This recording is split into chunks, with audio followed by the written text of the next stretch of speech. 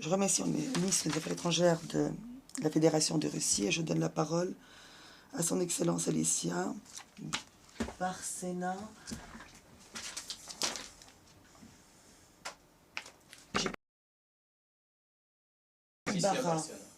Non, il y avait le ministre des Affaires étrangères du Mexique. Mr. President. Monsieur le Président, Mesdames et Messieurs les représentants, je vous transmets les salutations fraternelles de notre Président Andrés Manuel López Obrador. Et j'ai l'honneur de revenir à cette Assemblée générale dans cette maison qui a été mienne pendant plusieurs années pour m'adresser à vous aujourd'hui en tant que représentant du Mexique. Nous sommes aujourd'hui face à un changement d'époque. L'hégémonie néolibérale a fait la preuve de son échec palpable en proposant un modèle de développement extractiviste qui socialise les pertes, privatise les gains, appauvrit les populations et dévaste la planète. Les courses aux armements et les guerres ont marqué le retour sur la scène de la géopolitique internationale. La dévastation de l'environnement avance, la frustration et le mécontentement se manifestent en mouvements extrémistes, en propositions qui nient les droits et rejettent les valeurs démocratiques. Les institutions du système international perdent en légitimité. Le secrétaire général a fait allusion à tous ces phénomènes lorsqu'il a dit que nous vivions dans un purgatoire de polarité et d'instabilité qui sont autant de symptômes de la crise de civilisation, d'étapes de transition dans lesquelles l'ancien ne meurt jamais et le nouveau ne naît jamais. Les similitudes entre notre époque et le changement intervenu pendant l'entre-deux-guerres du siècle dernier sont de plus en plus évidentes. Mais ces signes sont préoccupants et nous savons ce qui les provoque. La production du monde s'est transformée en courroie de transmission des guerres et l'humanité est devenue un ingrédient de plus à ces guerres. Toutefois, l'histoire nous enseigne qu'avec courage, il est possible d'inverser le cours du destin destructeur. Pendant l'entre-deux-guerres du siècle dernier, la politique extérieure du Mexique a écrit un chapitre exceptionnel de son histoire. Nous avons fait montre d'humanité, de solidarité, de respect du droit international qui nous caractérise tant. Le Mexique a eu à cœur de défendre la valeur de la société des nations, la justice, l'autodétermination, l'intégrité, l'indépendance et l'égalité de ses membres. C'est avec ces étendards que nous avons condamné énergiquement la course aux armements, les invasions de la Mandchourie, de l'Autriche, de l'Éthiopie, l'avancée du fascisme en Europe. Et après la fin de la Deuxième Guerre mondiale, le Mexique a été en tête de la déclaration de l'Amérique latine et des Caraïbes en tant que territoire exempt d'armes nucléaires. Hier comme aujourd'hui, le Mexique s'emploie à construire des alternatives émancipatrices. Notre patrie porte l'étendard de l'humanisme mexicain, produit de notre histoire millénaire et boussole de notre projet de transformation nationale. L'édification d'une société juste, égalitaire et fraternelle. Une économie morale qui garantit la répartition équitable des revenus et le respect de l'environnement. C'est une véritable révolution des consciences qui est à l'œuvre et grâce à elle, et pendant le mandat du président Obrador, nous avons pu inverser la dégradation, la précarisation des conditions de vie de notre population. Plus de 9,5 millions de Mexicaines et Mexicains sont ainsi sortis de la pauvreté en 5 ans. Et le coefficient Gini a atteint son plus bas historique. Le salaire minimum a été augmenté de 135%, tordant ainsi le cou aux tenants des certitudes absolues qui cherchent à maintenir le statu quo. Nous avons éliminé les privilèges fiscaux, nous avons renforcé la santé des caisses publiques, nous avons mis le holà à la corruption, l'évasion et l'évitement fiscal. Toutes ces réalisations sont intervenues dans un contexte de stabilité financière qui a fini de confirmer le Mexique comme destination d'investissement. Nous avons également pris des mesures inédites au niveau constitutionnel pour reconnaître les droits des peuples autochtones en garantissant l'égalité et la participation politique des femmes, ainsi Nous avons laissé un héritage manifeste dans notre charte fondamentale afin que personne ne puisse enlever ces acquis aux futures générations. Ces postulats trouvent leur traduction également dans notre politique extérieure. Le Mexique est un pays de migrants et sur la base de notre histoire, nous avons mis en place un modèle mexicain de mobilité humaine, une proposition visant à gérer la migration de façon intégrale en nous attaquant aux causes structurelles et en collaborant dans notre région hémisphérique. Le modèle repose sur 5 piliers. Il s'agit de donner les moyens d'action aux communautés mexicaines vivant à l'étranger et faire en sorte que les États-Unis adoptent des lois pour permettre leur régularisation. Deuxièmement, renforcement et élargissement de la coopération pour le développement dans les communautés d'origine et de retour. Troisièmement, s'attaquer aux causes politiques et économiques extérieures qui font obstacle au développement et sont à l'origine de l'immigration irrégulière. Quatrièmement, créer des voies sûres, ordonnées, régulières pour la mobilité du travail. Et enfin, mettre en œuvre des actions coordonnées pour la gestion humaine des flux migratoires. Nous l'avons fait parce que la migration n'est pas un problème, c'est un phénomène, ce n'est pas un crime. Les migrants ne sont pas des criminels. Le problème, ce sont les facteurs qui les poussent à quitter leur foyer, les dangers auxquels ils s'exposent lorsqu'ils ne trouvent pas de voie légale pour se déplacer et les pratiques qui les criminalisent. Depuis cette tribune et par devoir de justice, nous reconnaissons la contribution des 37 millions de Mexicains qui vivent aux États-Unis, qui sont des travailleurs capables et dignes, qui contribuent à hauteur de 324 milliards de dollars au PIB américain. Et ce sont des personnes indispensables pour l'économie à la fois des États-Unis et du Mexique. Nous avons réussi à changer le récit et la conversation avec les États-Unis pour nous pencher sur les causes structurelles tout en ayant une perspective régionale.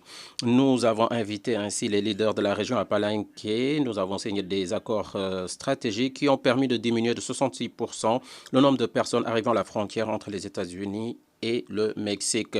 Nous le disons haut et fort, le développement et la stabilité ne seront pas la norme du système international si nous ne garantissons pas les droits et l'inclusion des femmes. En tant que premier pays du Grand Sud à adopter une politique résolument féministe, nous avons accueilli la 3e conférence ministérielle sur les politiques extérieures féministes au mois de juin de cette année. Et dans cette déclaration, la conférence a reconnu une série d'engagements qui sont reflétés dans le pacte pour l'avenir. Au cours de cette semaine, tenez-vous bien, seules 9 femmes, 9 chefs d'État et de gouvernement étaient des femmes, 9 sur 133. Le monde ne peut pas avancer sans la moitié de sa population. Rien ne doit être fait sur nous sans nous, parce que l'avenir sera féministe ou ne sera pas du tout. Le changement climatique, comme l'a dit Nicolas Stern, est la pire faille du marché. Et c'est également le plus grand défi mondial auquel nous nous heurtons. La seule manière de l'atténuer, c'est de mener des actions collectives et simultanées. Ces actions requièrent un financement et le respect des responsabilités partagées mais différenciées de la part des pays du Nord. Nous réitérons ici notre engagement en faveur de l'accord de Paris, la mise en œuvre du cadre mondial Kunming-Montréal sur la biodiversité et la création de synergies entre les 3 programmes des conventions de Rio. Nous proposons de mesurer et de restaurer l'intégrité des écosystèmes en tant que pourvoyeurs de biens et services essentiels pour l'économie et le bien-être social et la stabilité climatique. Nous avons pris part au processus consultatif du Tribunal international du droit de la mer, de la Cour interaméricaine des droits de l'homme et de la Cour internationale de justice sur la responsabilité des États s'agissant du changement climatique. Nous continuerons à œuvrer pour parvenir à la ratification de l'accord relatif à la conservation de la diversité marine dans les zones internationales et nous ferons tout pour maintenir le moratoire sur l'extraction minière des fonds marins. Le paysage de la sécurité mondiale est en train de connaître une transformation profonde. Nous sommes préoccupés par les menaces de plus en plus nombreuses à la paix et à la sécurité internationale, notamment les violations des buts et principes même de la charte, ainsi que les risques croissants d'une guerre nucléaire. Il s'agit là de la pire des menaces à laquelle l'humanité ait eu à faire face. Dans ce contexte, nous défendons l'intégrité territoriale dans tous les contextes géographiques, y compris en Ukraine. En Palestine également, nous plaidons en faveur d'une solution politique et la tenue de négociations avec les Russes et les Ukrainiens. Dans ce contexte, nous saluons l'initiative du Brésil et de la Chine sur la création d'un groupe de paix à New York. La guerre s'est prolongée et elle nous affecte tous. Nous sommes tous perdants pendant que les mercenaires de la mort, surtout les entreprises qui fabriquent les armes, gagnent de l'argent sur la douleur et la perte de millions de vies d'enfants, de familles entières.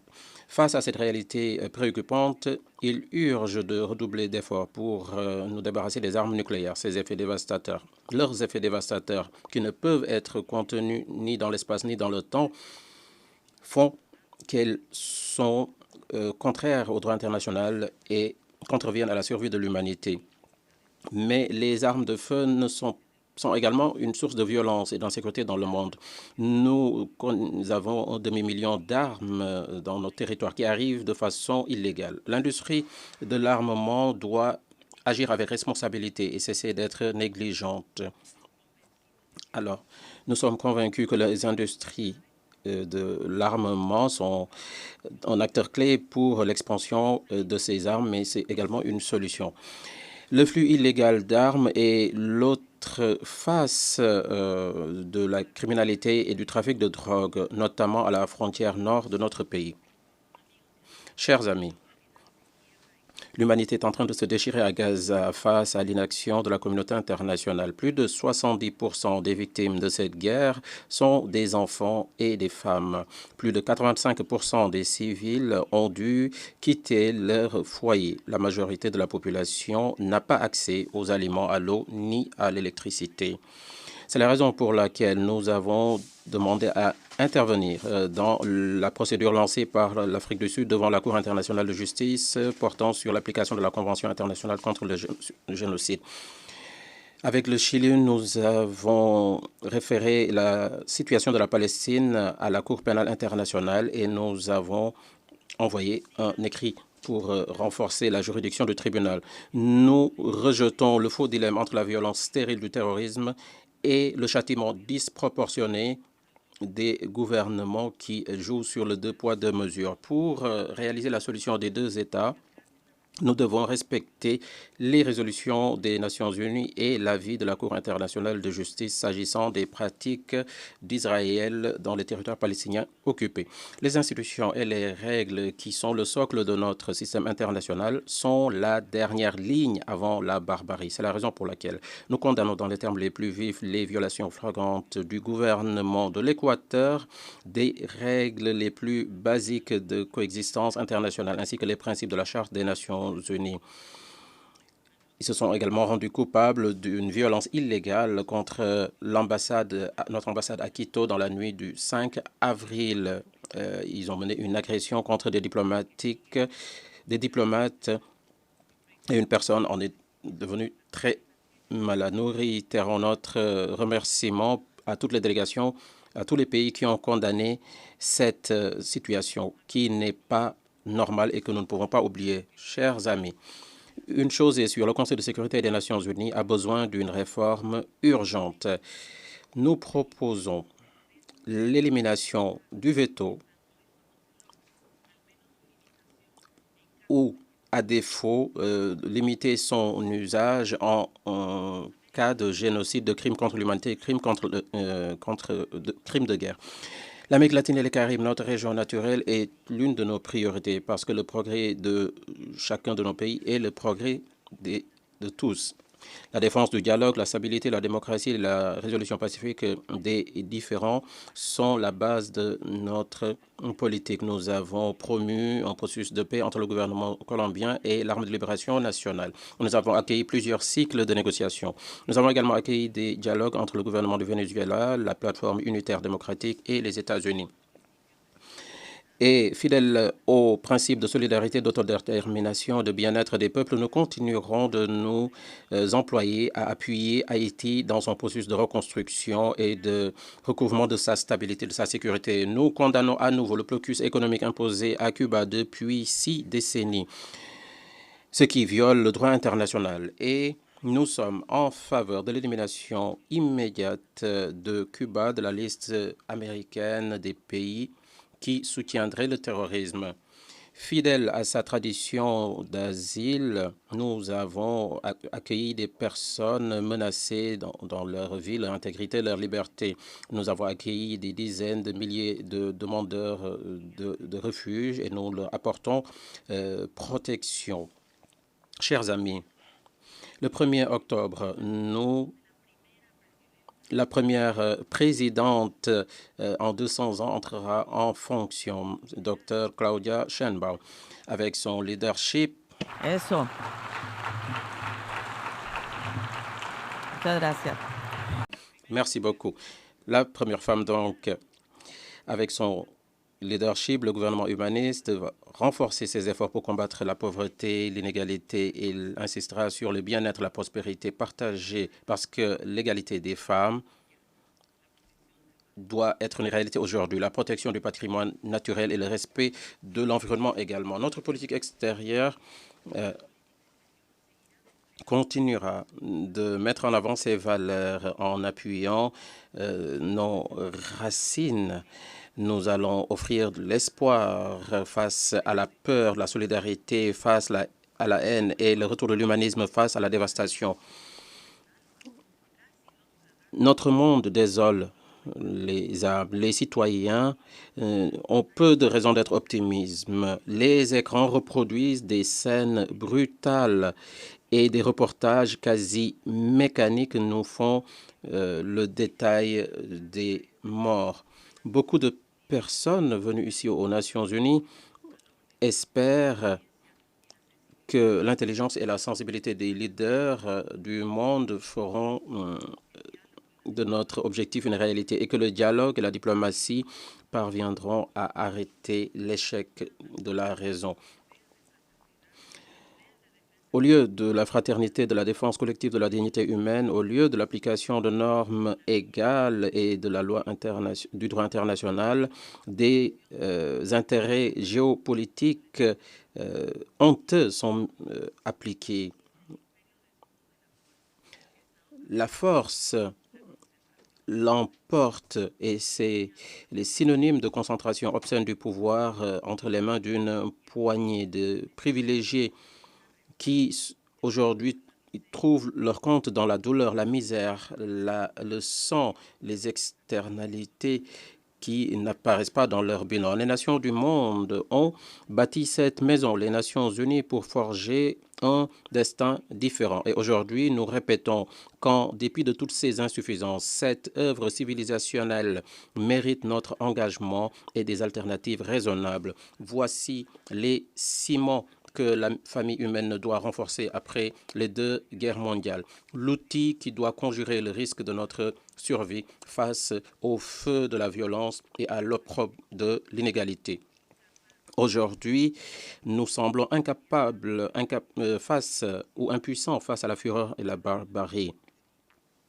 Chaque fois qu'il y a une victime, nous devons semer des graines d'espoir, changer la gouvernance et l'architecture parce que près de 8 décennies après sa création, le monde, ses défis, sa physionomie n'ont plus rien à voir avec ce que la situation était en 1945. Nous devons retrouver la confiance dans le multilatéralisme et ses institutions, dans l'accord et la coopération, dans la conviction que, fort de notre richesse, de nos couleurs, de nos géographies, nous pouvons, en tant qu'humanité, en tant qu'habitants d'une seule planète, arriver à un destin commun. C'est à cela que nous invite le Pacte pour l'avenir. Renouveler cet engagement entre nous pour venir à bout de la peur, de la défiance, pour rendre à cette organisation à laquelle nous appartenons toute sa légitimité. Dans cette volonté, dans la construction de ce monde, vous pourrez compter avec le Mexique, un ami fraternel, un allié engagé. Nous devons, comme José Miguel Pacheco l'a dit en 1968, je cite, « Un monde est en train de se défaire, un autre est en train de naître. Les ténèbres nous encerclent, mais la lumière brille. Tout s'effondre et tout brille. » Alors, J'aimerais également ajouter à cela les mots d'Edouard Galeno.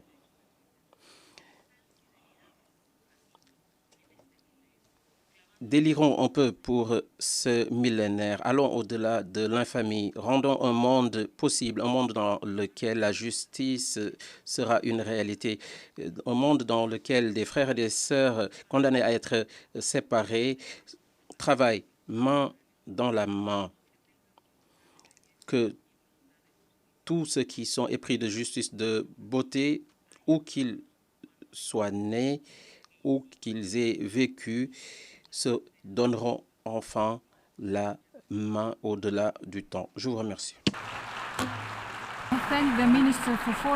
Je remercie la ministre des Affaires étrangères du Mexique.